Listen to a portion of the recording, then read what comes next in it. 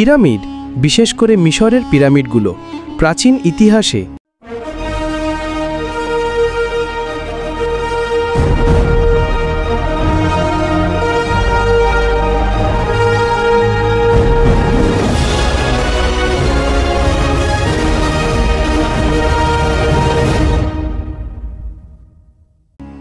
এগুলি মূলত ফারাওদের বা মিশরের রাজার সমাধি হিসেবে ব্যবহৃত হতো এবং তাদের মৃতদেহ ও মূল্যবান সম্পদ সংরক্ষণের জন্য নির্মিত হয়েছিল।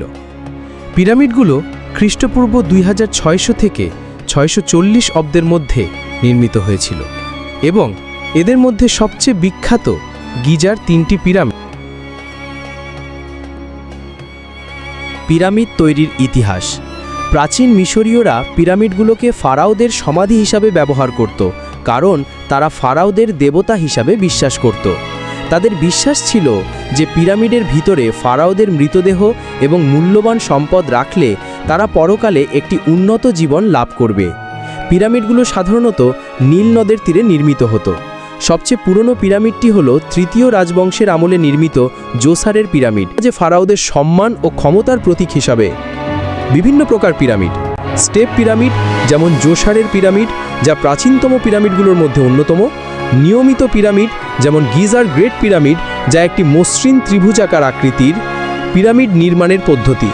পিরামিডগুলো কিভাবে তৈরি হয়েছিল তা নিয়ে এখনও অনেক রহস্য বিদ্যমান, তবে ধারণা করা হয় যে বিশাল পাথর খণ্ডগুলোকে বিশেষ কৌশল ব্যবহার করে উপরে ওঠানো হতো।